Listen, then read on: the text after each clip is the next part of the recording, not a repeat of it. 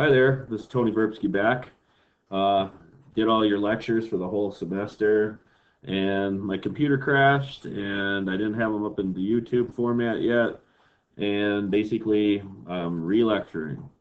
So these lectures should be really good. So section 10.5 out of the new book, very condensed version. I'm going to be working your problems in this section, and therefore you can just go right to your MML.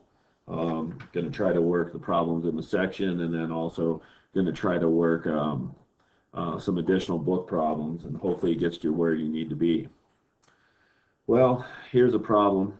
Example 1, 2 sine x minus 1 equals 0 on 0 to 2 pi. Now, before I start this, I'm going to fire up my calculator. Sorry, don't even have it loaded yet. This is the emulator, so if you want one, I can give me a text. I'll show you how to build one. It's not that hard.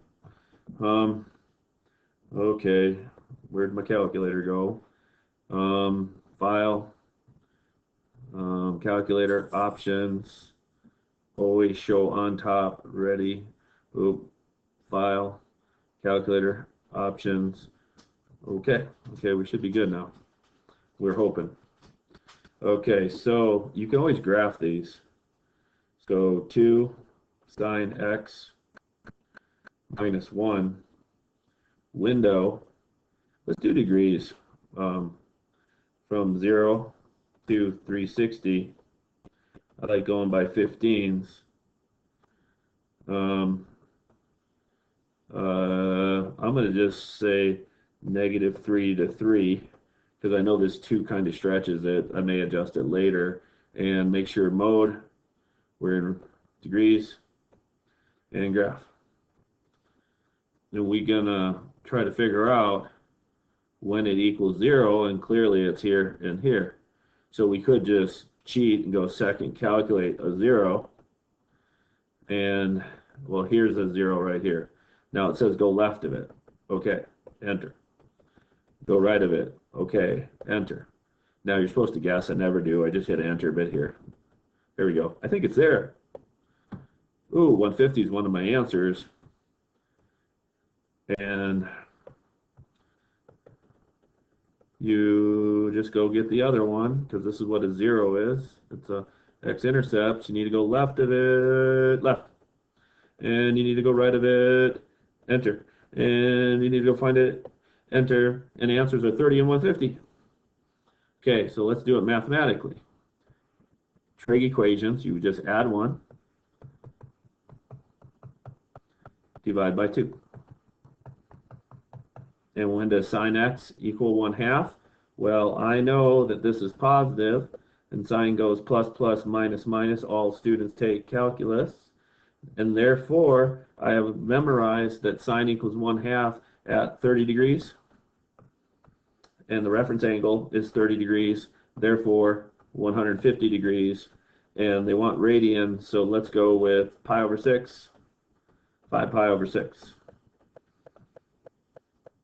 That's how you solve it. I knew the answers were 30 and 150. The calculator helped me out a little bit, made me look better than I really am. Moving on. We want to know, in example 2, this is kind of different. I haven't ever seen any book do this, but they go inequalities also. Where is it greater than 0? Well, looking at my calculator, I know this is greater than 0 right here, from 30 to 150. And it's negative here and negative there. So I know the answer is 30 to 150. Or, equivalently, pi over 6 to 5 pi over 6. Now, when I was a little kid, like Algebra 1, we do these number line inequality tests. Oops, here, I'm going to put the brakes at 0. Put the brakes at 360. 30 is very important because that's when it equals 0. 150 is very important because that when it equals 0.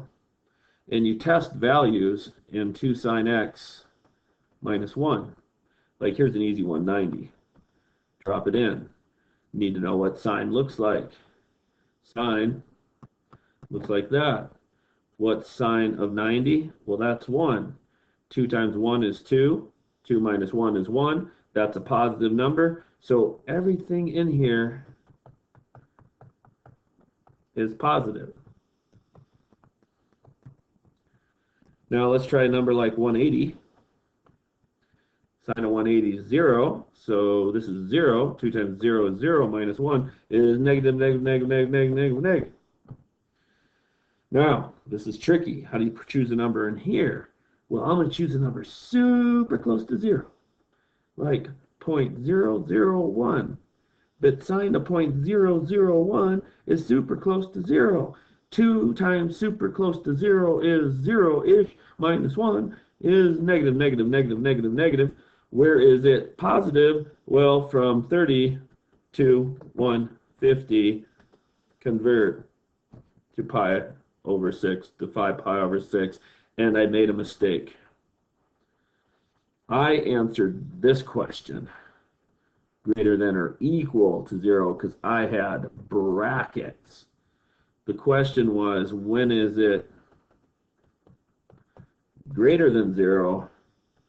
Well, it's at pi over 6 with a parenthesis, 5 pi over 6. Where is 2 sine x minus 1 negative? Well, it's negative at 0 to 30, and it's 0 here, and it's negative all the way to 360, so it's definitely negative at 0 to 30 union 150.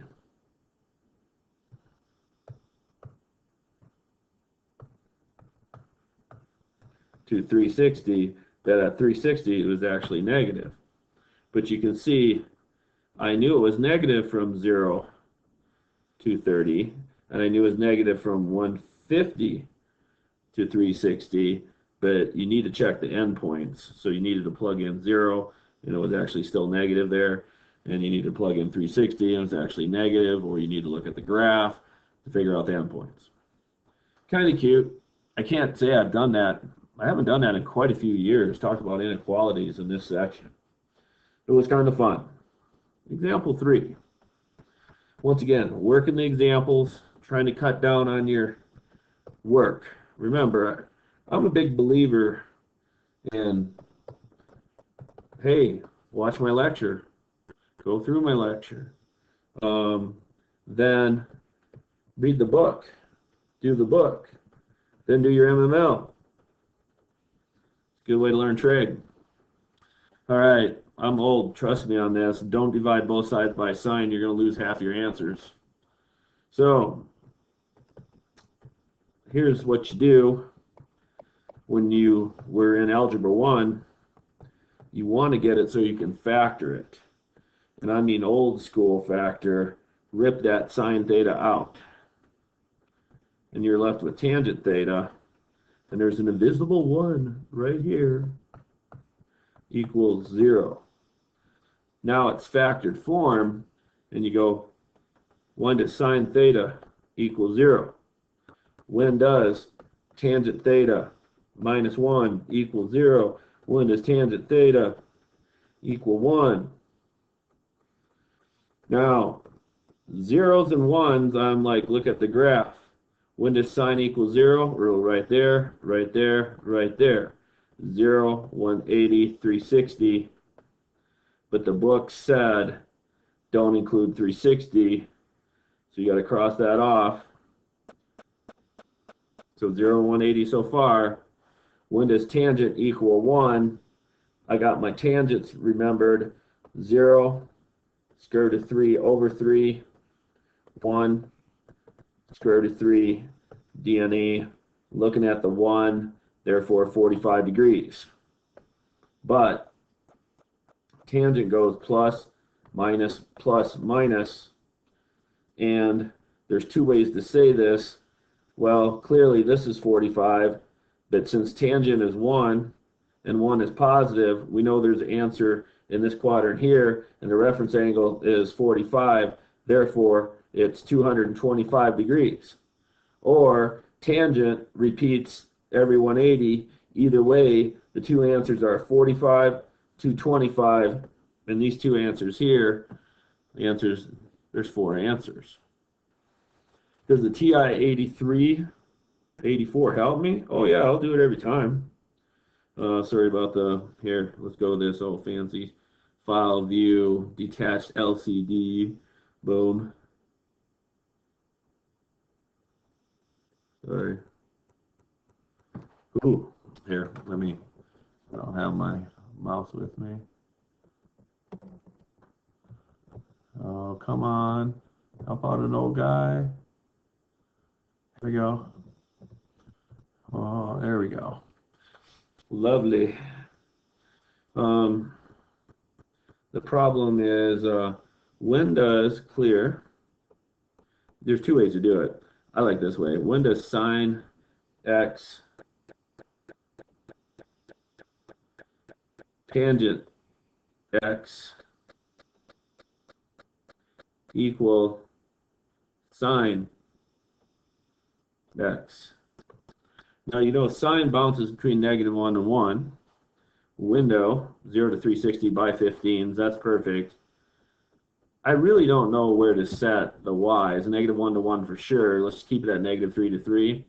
If you don't know, like I don't personally know, if you set the x's, you can always go zoom 0, which is zoom fit, and it'll set your y's for you. But a lot of times it doesn't do a real good job. So there's the first graph.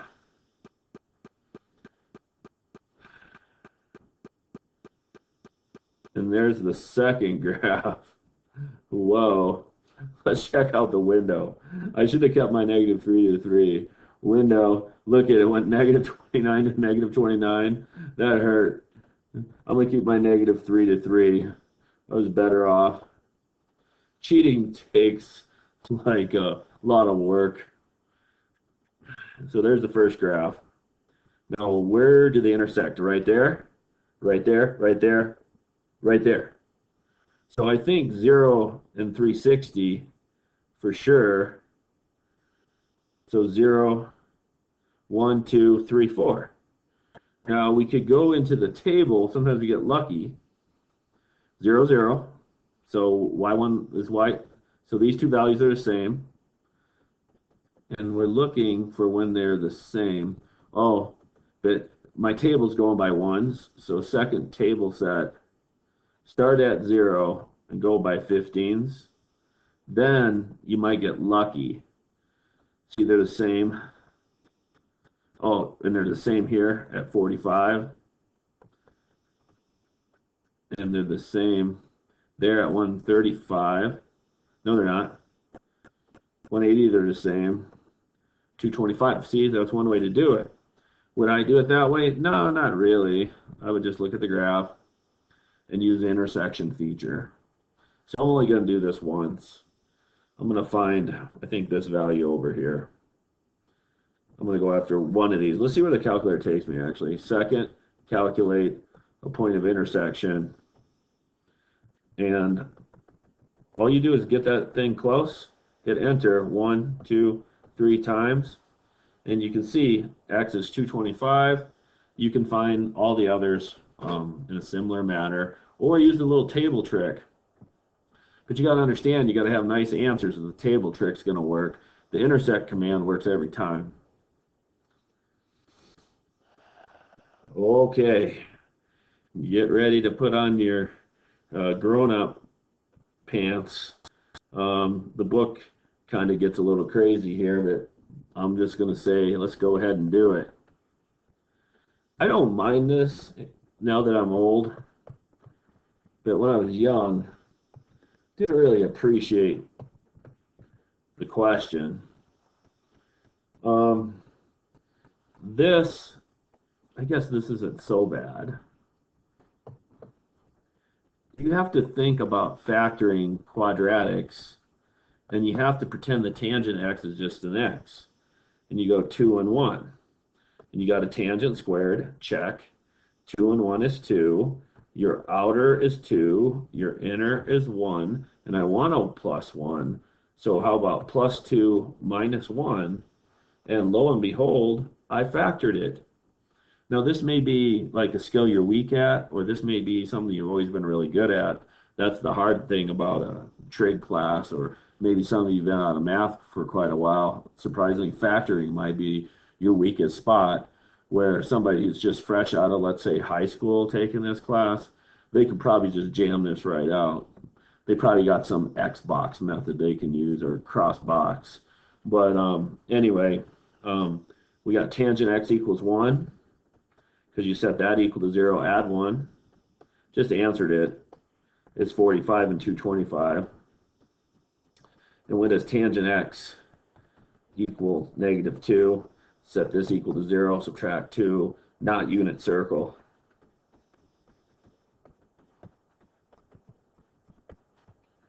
So since it's not unit circle, you're going to have to use inverse. But you got to be careful. I am the one deciding to use the inverse.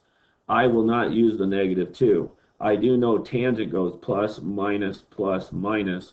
I know there's an answer in this quadrant and an answer in this quadrant. There's this reference angle, there's this reference angle.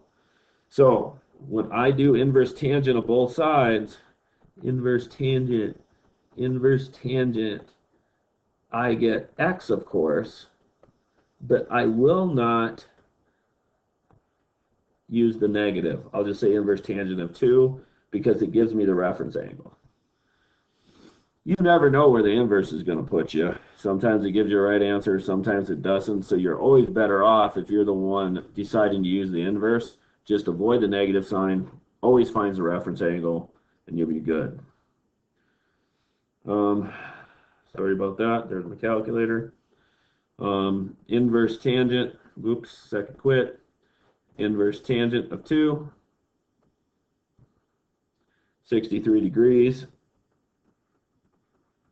I got to get the calculator fired up here. I think I started up and all that, and redo the settings on it. 434. So therefore, you know, this is 63-ish, and this is 63-ish. So we get 180 minus 63-ish. 180 minus the last answer, 116,565.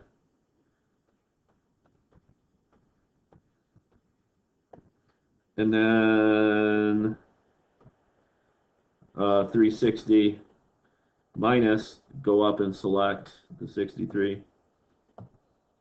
296.565 degrees. Those are my 4 answers. Lots of fun. As long as we're on 0 to 360. But nope, the book said 0 to 2 pi. So on 0 to 2 pi, pi over 4, 545s. And unfortunately for you and I both, we got to multiply by pi over 180. Pi over 180. So you get on your calculator and you take this times pi divided by 180, 5.176.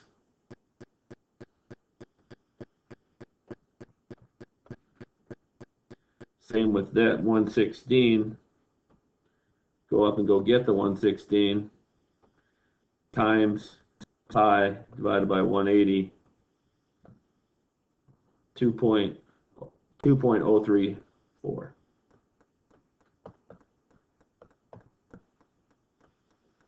And those are all radians. You could have done the inverse of tangent in radians. Then you could have went pi minus that answer and 2 pi minus that answer.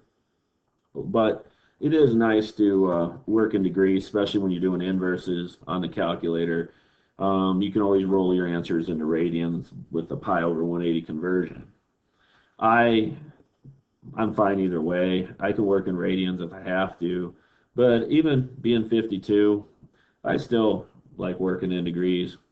Just don't tell people you're working in degrees. That's probably the best. You might get a calculus teacher that says you got to work in radians all the time. Don't tell them you're using degrees and always write down radians. You'll be set.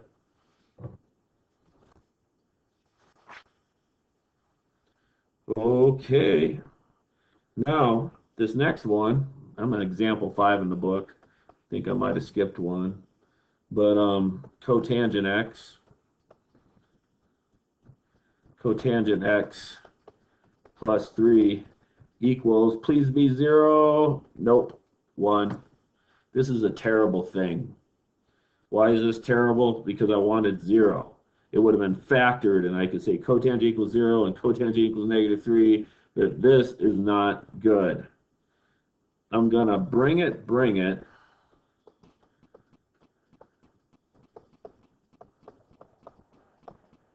and bring the 1 over to get a trig quadratic equation.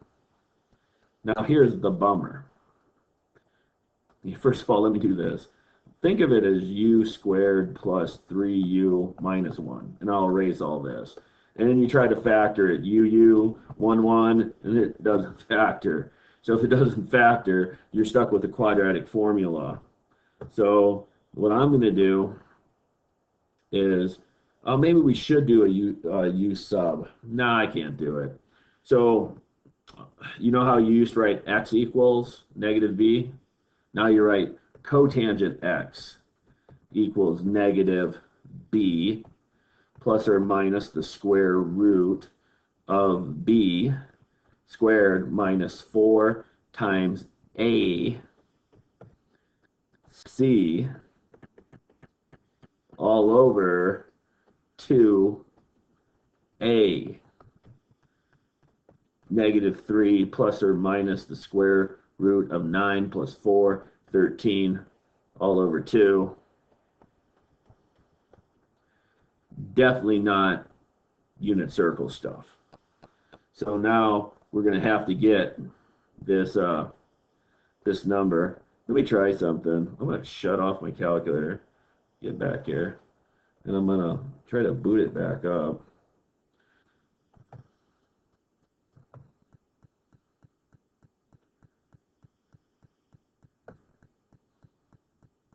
I'm going to redo the calculator before the next lecture. Calculator, options, always on top. Okay. Just not staying on top. And I'd have to close my smart notes, I think, to get it to stop. Ooh, it stayed. Okay. Well, yay me. I need to go -3 plus the square root of 13 scooch parenthesis divided by 2 and get that. So cotangent x, oops, that is terrible, guys. Let's start over. Parenthesis left, -3 plus the square root of 13 scooch over 2, enter. 0.30277. I'm going to stow this in letter A. Stow alpha A. And then we also get cotangent x equals, go up here, reselect, get that negative version. -3.302. Let's stow this in B. Stow alpha B. Now, it's going to find a reference angle. Cotangent is positive in the first and the third. So inverse, oh, bummer. I don't have an inverse cotangent button. That is no fun. All right, well, we can do this. So let's convert this. Tangent x, reciprocal of this side, reciprocal of this side. So what I'm going to do is bring up alpha A, and this is your reciprocal key. Okay, so it's really 3.302. This one is cotangent, tangent x is a reciprocal of B, alpha B, reciprocal. It's kind of funny how they switched. That doesn't always happen, by the way. You know, I'm going to put this one back in, let's put it in D. Stow alpha D. And I might as well put this one in C, this positive 3.3. There, that one. Stow alpha C. All right. Too bad we don't have inverse cotangent. That would have been awesome. So tangent, we know this is positive. So it's positive here, positive here. So what we're going to do is do inverse tangent of C. So inverse tangent of alpha C mode. Oh, let's switch it to degrees because I opened and shut my calculator. We get 73.154 degrees and 73.154 degrees, making this angle really 253.1454 degrees. Now, I don't like the negative. I do know where tangent is negative. It's negative here and here. So I need to do inverse tangent, but I don't. Let me do this. Alpha D, I don't want it to be negative, times -1. I want to do inverse tangent of the last answer, because I didn't want to use the negative. This is 16.84 degrees, and this is 16.84 degrees. So what I need to do is go 180 minus this guy and pick up a 163.154, and 360 minus this guy and 343.154. Remember, in MML, you're going to have to keep some decimals. I keep them all. So hopefully you're picking up that, you know, you only got 3 inverses. Too bad we don't have an inverse cotangent. I would have put it where the comma key is. I don't need a comma key. Then I would have moved the comma key above the clear key, and then I would have maybe, there's room, like there's room here, here, here, here, here, here, here. There's like 8 to 10 spots left on this calculator, and they didn't use them. We could have so got inverse cotangent, inverse secant, inverse cosecant, no problem. TI must not like you guys or something. Just joking. Okay. I'm in the exercises now. I'm doing number 4 in the exercises from section 10.5. 3 cosine x plus 5 equals 0. Subtract 5, divide by 3. Cosine is always between 1 and -1. There's no way it equals -5/3. No solution. My new favorite problem. Yeah, why weren't the book problems that easy? All right, let's try another one. I want to try number 9. 2 cosecant x plus 4 equals cosecant x plus 6. Scooch it over, scooch it over. 2 cosecants minus 1 cosecant is 1 cosecant. Subtract 4, 2. The coolest rule in trig with equations is reciprocate. Reciprocate. We did this earlier. The answers are 30 and 150. Assume we're working in degrees, then we're good. If we were working in radians, it'd be pi over 6, 5 pi over 6. Lovely problem.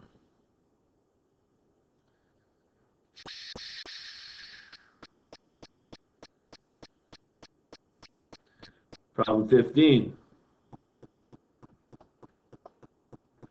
Sine squared x minus 2 sine x plus 1 equals 0. Factor, old school, please factor sine x. Sine x. 1, 1, minus, minus, check it, yeah. Therefore, set this equal to 0, you get sine x equals 1. If you set this equal to 0, you get the same thing. Sine equals 1 right there at pi over 2. Only answer, pi over 2. Lovely problem. This is a very good day. Number 19. Scares even me.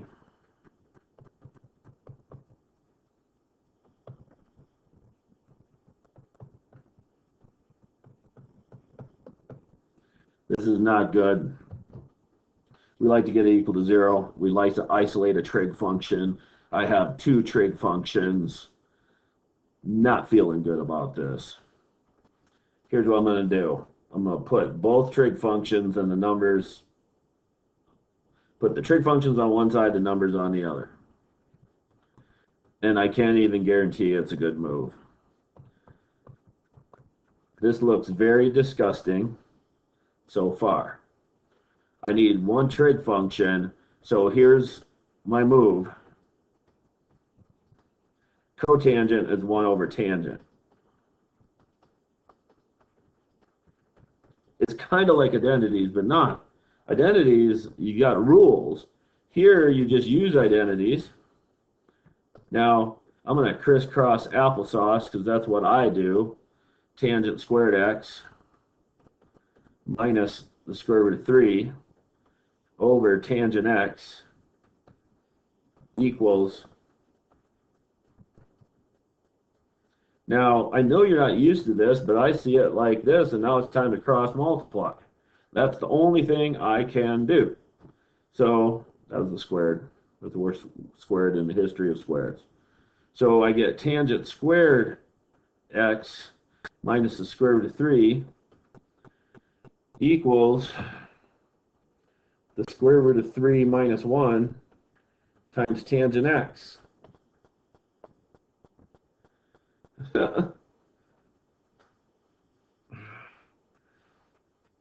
This looks terrible. I think this is the trick. I'm going to put everything to one side. I think you're going to hate me. The reason I can get this is because I'm old and very experienced. I'm going to factor and choose the square root of 3 times 1. And you see how I know I need a minus the square root of 3 and a plus 1. So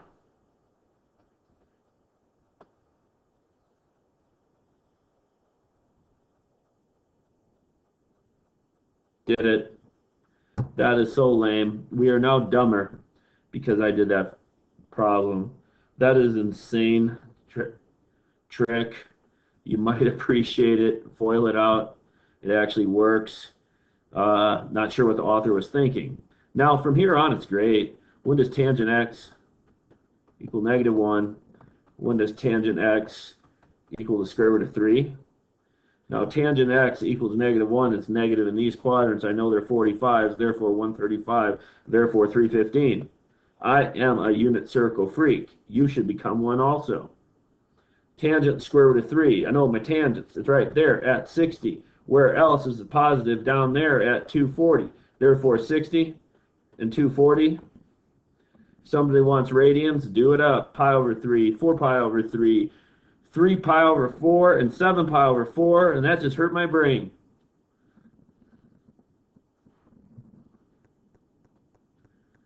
Sorry, I get excited. I like looking at them and then not knowing what to do. Like question 24. Because there's a new textbook, there's actually some problems that I haven't ever worked. So I get, paid for doing something that like actually interests me.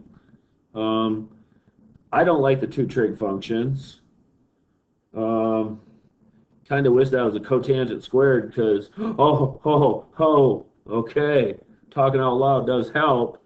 Remember, cotangent squared theta plus 1 is cosecant squared theta. I'm going to make the problem worse by plugging in that.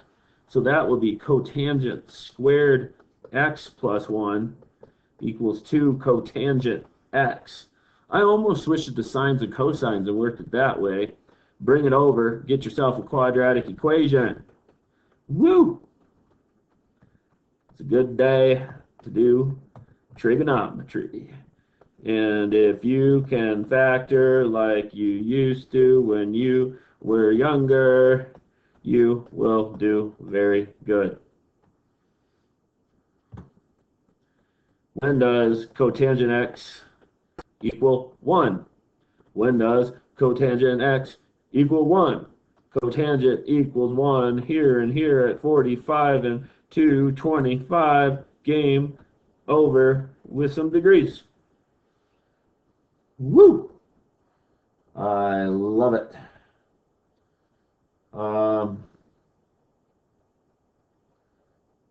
That doesn't look fun. 46. 2 sine theta. 1 minus 2 cosine theta. I can't get sine thetas to be cosine thetas. I need some squares. That's what I need because sine squared plus cosine squared is 1. So here's what I'm going to do. I'm going to square both sides. But in math, when you square both sides, sometimes you give yourself extra solutions. So basically, you're going to have to check your answers when you're done. Now, you should write down this twice, so forgive me. Your notes are going to look terrible, but if you're watching this live, it's awesome. 1 minus 2 minus 2 minus 4 cosine theta plus 4 cosine squared theta. I got a cosine here. Let's convert everything to cosines. So this is 4, 1 minus cosine squared. Sine squared is 1 minus cosine squared. That's why you learned your identities. You played that little game that some of you liked and some of you did not like. Ooh, we're 38 minutes into this. My record is 45, so I'm going to have to stop sometime. Bring it, bring it. 4 minus 4 cosine squared. 4 cos theta plus 4 cos squared theta. Let's go everything to this side. So I get 8 cosine squareds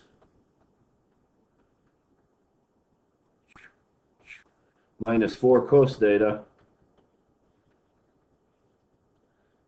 minus 3, 0.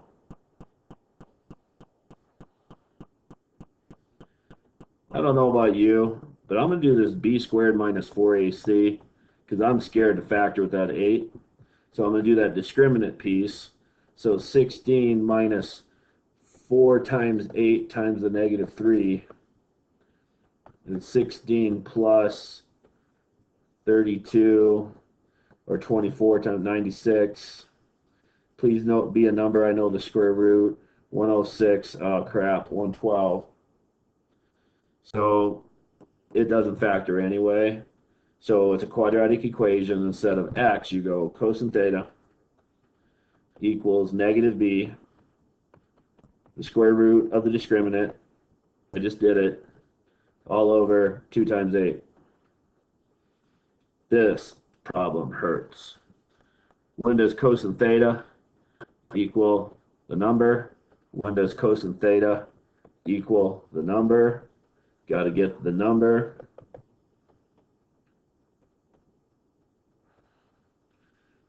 Parenthesis left, 4 plus square root of 112, scooch, parenthesis, divided by 16, enter, 0.911, stow alpha A, call that A. Then you go up, please be out of bounds, please be outside of -1 and 1, please, please, please, bummer. This problem is killing me. So I know I'm going to do inverse cosine, but I don't like the negative, so I'll go times a -1. And I'll do inverse cosine of that last answer. And I know the reference angle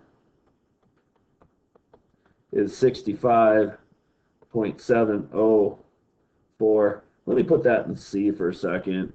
Stow alpha C. And I'm going to do inverse cosine, theta ref,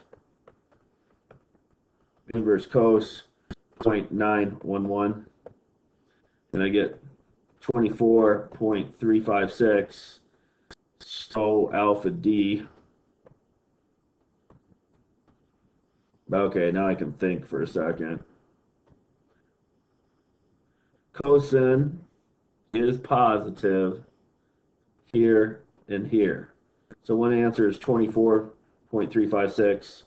The other answer is 360 minus that. So 360 minus D. 360, I don't need that D. It's right there. 335.643 degrees. And over here,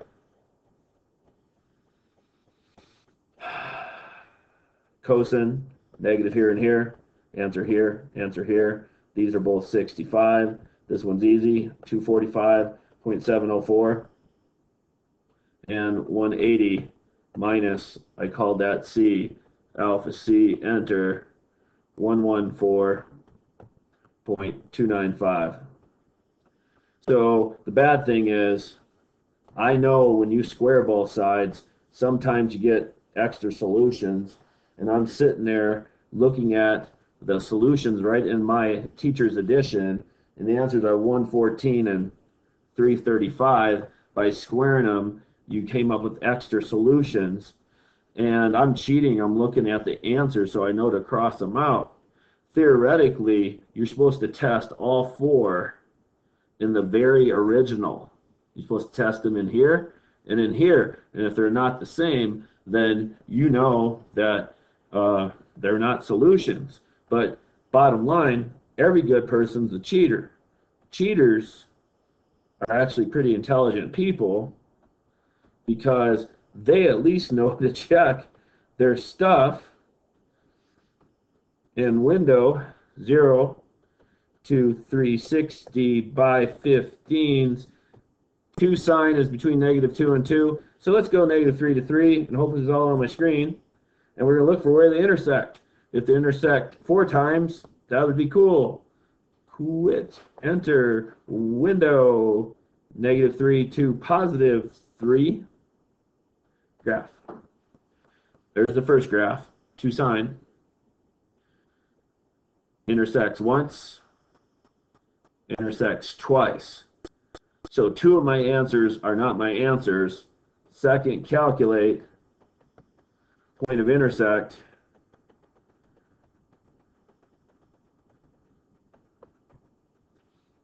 So 114.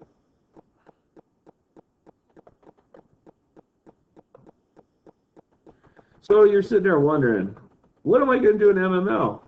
Am I going to do this every time? You probably could. If you get good enough at it, you would when you have to do it. But that doesn't really help you. 335. Therefore, the other 2 answers don't work. But you're supposed to literally check them like a freshman. I mean, and like I'm talking a 14, 15-year-old. You're supposed to just plug them in, and if they're not equal, cross them out. That, you know, people who actually graph the left, graph the right, see where they intersect, they actually understand math better. So it's not a bad thing to do what I just did. Um, I don't know how bad the section's going to be. I'm going to work it. For sure, I'm going to work it by hand. And if it's too hard, I'll do one of these video things like I did earlier in the semester. By the way, I intentionally let you suffer there for a while. I started you off all nice, and then I let you hang you out to dry. And now I'm going to like help you finish off. I'll be nice here at the end. And hopefully you'll think we did an okay job, or hopefully when you go to trig or calculus, you'll be thanking me for punishing in the middle. This part's very important. The beginning's very important. The identities, you'll use some. So I don't know if it's a great teaching technique or not. Anyway, remember, you ever got any issues, give me a call, give me a text, 720-985-1986. See you later. I'm going to get after that next lecture early tomorrow morning, and I'll just keep them coming right to the end now. It's my goal over the next week to give you every lecture. The week before Thanksgiving, I'm going to put the final up. If you can finish the course off, I don't care when you finish this class. You can finish it way early if you chose. Rule of thumb is you got to work all the MMLs, and you know, the department says so. And I have a whole bunch of, you know, I'm the one that selected the problems, and I actually put some of my own in there. So should be okay. I know sometimes the problems don't work out, but those aren't mine. Anyway, see you later. Have a good day. Bye.